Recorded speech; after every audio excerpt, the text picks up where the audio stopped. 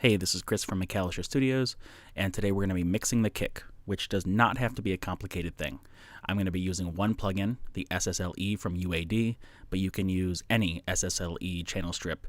It's modeled after the SSL 4000E mixing board, one of the iconic mixing boards that's still used today. A lot of great mixes came out of that. You can get a lot of great results. So let's take a listen to this kick in context with a piece. I'm going to start with it bypassed, and then I'm going to activate the plugin so you can hear what the difference sounds like. So here is bypassed.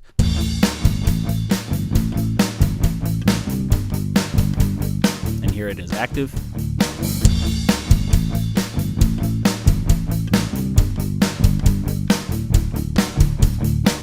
So you can hear a big difference there right away. I'm going to solo this. I'm going to bypass it so you can hear the kick by itself with no processing.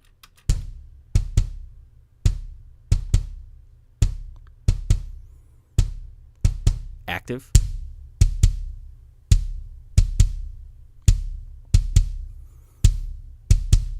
A lot punchier, sounds a lot better. First thing you want to do when mixing the kick, I have 3 mics here: kick in, kick out, kick sub.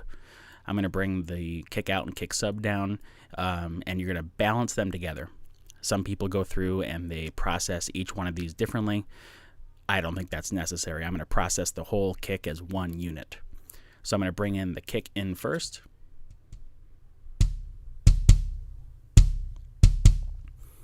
Now I'm going to bring in the kick out.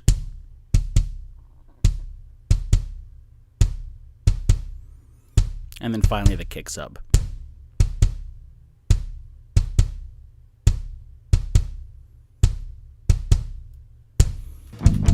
Okay, I think that sounds pretty good there. So now I'm going to go ahead and bring in the SSL.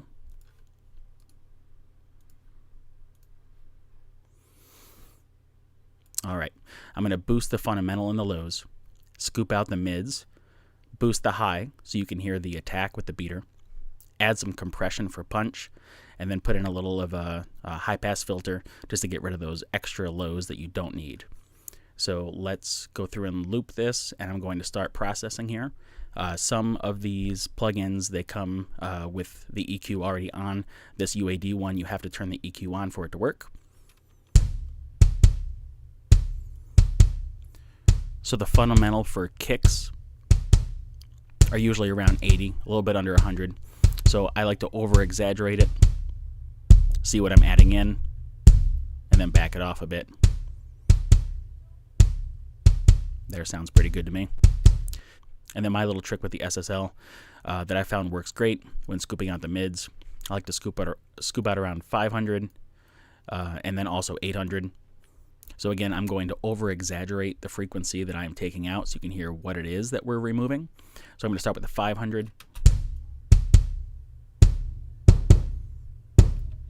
You can hear that terrible boxy sound. That's what we're going to be removing.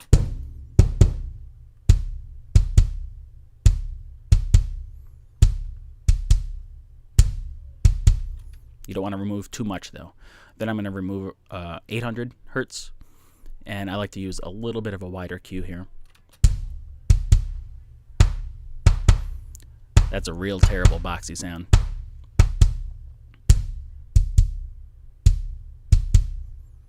You don't want to remove too much of the mids though. And then the attack of the bass drum is around 5 kilohertz here. So I'm going to boost that.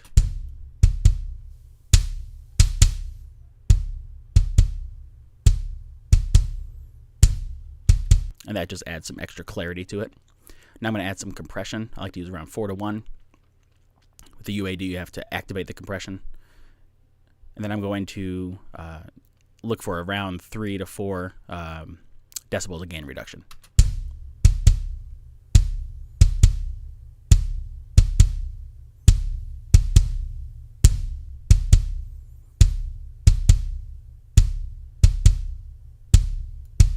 You can hear that just adds some extra punch. And then my final processing here is I'm going to add a little bit of a high-pass filter just to get rid of those really rumbly lows that nobody hears anyway. It just cleans it up a little bit. I like to put it around 20.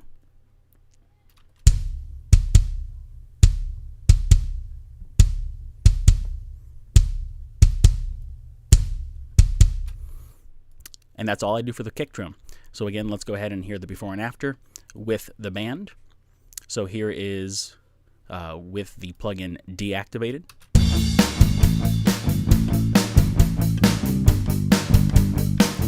And activated.